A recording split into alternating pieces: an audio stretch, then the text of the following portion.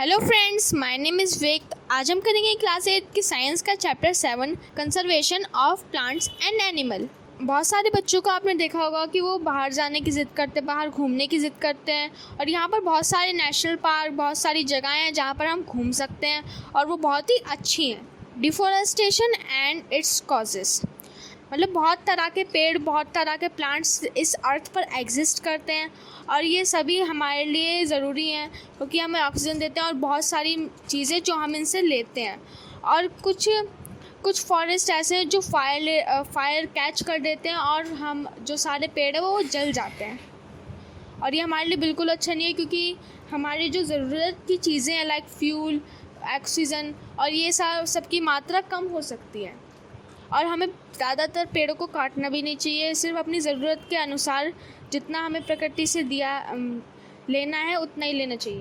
Consequences of deforestation.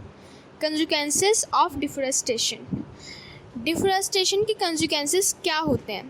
मतलब हम पेड़ों को काटते हैं, पेड़ों से अपनी ज़रूरत का सामान लेते हैं, तो इससे जो टेम्परेचर है अर्थ का वो बहुत ज़्यादा बढ़ रहा है और जो पॉल्यूशन है वो बहुत ज़्यादा बढ़ रहा है। और जो कार्बन डाइऑक्साइड, मतलब पेड़ों को काटेंगे तो ऑक्सीजन ख़त्म होगा और कार्बन डाइऑक्साइड बढ़ेगी और जो पानी का, वाटर का लेवल है वो भी कम होगा और ये हमारे लिए बहुत ही अच्छा नहीं है।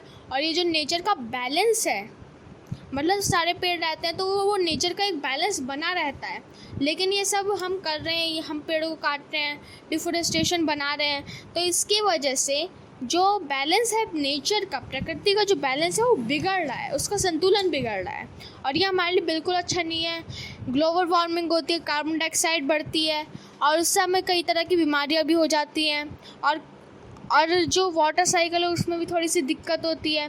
और ये सब जब टेम्परेचर बढ़ता है अर्थ का और जो वाटर साइकिल है वो कभी कभी आती है और रेनफॉल भी कभी कभी आती है, ज़्यादातर नहीं आती, तो उसको हम ड्राउट कहते हैं।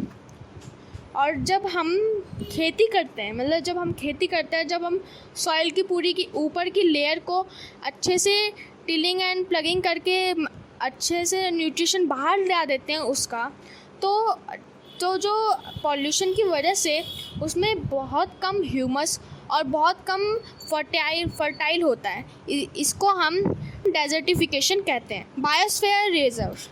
बायोस्फीयर रिजर्व मतलब जब हम जो बायोडिवर्सिटी होती है, मतलब बायोडिवर्सिटी मतलब जहाँ पर जो प्लांट्स हैं, जो एनिमल्स हैं और जो माइक्रो ऑर्गेनिज्म हैं जहाँ पर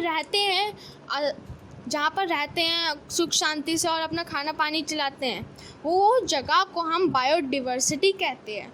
और ये जो बायोडिवर्सिटी है ये बहुत जगहों पर बनाई जाती है और गवर्नमेंट भी इन्हें बनाती है और ये नेचुरली भी बनी होती है। गवर्नमेंट इसलिए बनाती है क्योंकि हम भी अपनी अर्थ को सेव करना चाहते हैं, इसलिए हमें जानवरों, प्रकृति और माइक्रो ऑर्गेनिज्म को बचाना होगा। इसीलिए हमारी गवर्नमेंट भी ये करती है और पहले से ही नेचर ने भी ऐसा जो बैलेंस है ये बनाने का इंतज़ाम कर रखा है, लेकिन ग्लोबल वार्मिंग की वजह से ये बैलेंस थोड़ा सा बिगड़ रहा है। Flora and fauna. Flora and fauna का मतलब है जो प्लांट्स और एनिमल की एक पर्टिकुलर जगह पर जहाँ वो रहते हैं, मतलब वहाँ से वो बाहर जाते भी हैं तो वापस वहीं पर ही आते हैं, तो उसको फ्लोरा और फोना कहते हैं। एंडेमिक पैसियस। एंडेमिक पैसियस में जो प्लांट्स और एनिमल्स होते हैं वो अपना घर ढूंढते हैं एक पर्टिकुलर जगह पर और वहीं पर वो रहते हैं और वहीं पर वो अपना खाना पानी चलाते हैं और वहीं पर अपना जो वंश है वो आगे बढ़ाते हैं। और वहीं पर वो अगर वो कहीं और भी चले जाते हैं तो वहीं पर वो लौट कर आते हैं। लाइक एक पेड़ पर कोई चूहा रहता है, वहाँ पर उसने अपना गड्ढा कर दिया और उसमें अपने मतलब जो उसके बेबीज़ होंगे वो वहाँ रख दिए, तो वो खाना पानी उनके लिए ढूंढने जाएगा और जब वो बाहर जाएगा, अपनी पर्टिकुलर जगह से बाहर निकलेगा, तो वो वापस वहीं पर ही आएगा, तो इसको एंडेमिक पैसियस कहते हैं। Wild life sanctuary. जो वाइल्ड लाइफ है, मतलब वाइल्ड लाइफ को हमें प्रोटेक्ट करना चाहिए और उनको सुरक्षित रखना चाहिए। हमने देखा होगा कि हमारी सड़कों पर बहुत सारी गायें ऐसी घूमती रहती हैं, बहुत सारे डॉग्स ऐसे घूमते रहते हैं और भी कई जानवर, छिपकली ऐसे हमारे घरों में कभी कभी आ जाते हैं और बहुत सारे जानवर लाइक कॉकरोच आपने देखा होगा। तो ये सारी जो जानवर हैं मतलब डॉग गाय, इन सब को हमें सेव कर एक पर्टिकुलर जगह दे देनी चाहिए और इनकी प्रोटेक्शन करनी चाहिए, क्योंकि ये हमारे लिए ज़रूरी है। डॉग क्या कर मतलब जितने भी इस अर्थ पर एनिमल हैं वो किसी न किसी तरह से जो इंसान है उसकी मदद में ज़रूर आते हैं, इसलिए हमें इन सबको प्रोटेक्ट करना चाहिए। नेशनल पार्क में बहुत सारे लोग घूमने भी जाते हैं, लेकिन ये नेशनल पार्क कैसे बनता है?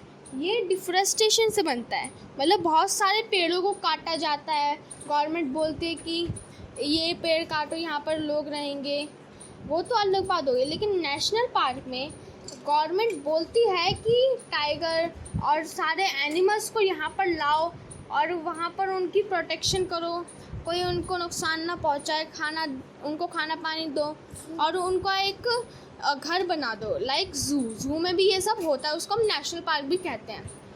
और अगर दूसरी बात हम करें तो हम बहुत सारे पेड़ों को काटते हैं, वहाँ पर बिल्डिंगें बनाने के लिए अपना यूज़ लेते हैं। तो ये ऐसा नहीं करना चाहिए। हमें जितनी जगह रहने के लिए बहुत है उतनी का ही प्रयोग करना चाहिए हमें। और जो पेपर है उसको रिसाइकल करने के लिए इधर उधर नहीं फेंकना चाहिए। सारे पेपर्स को हमें रिसाइकल करना चाहिए, क्योंकि पेपर रिसाइकल हो सकते हैं।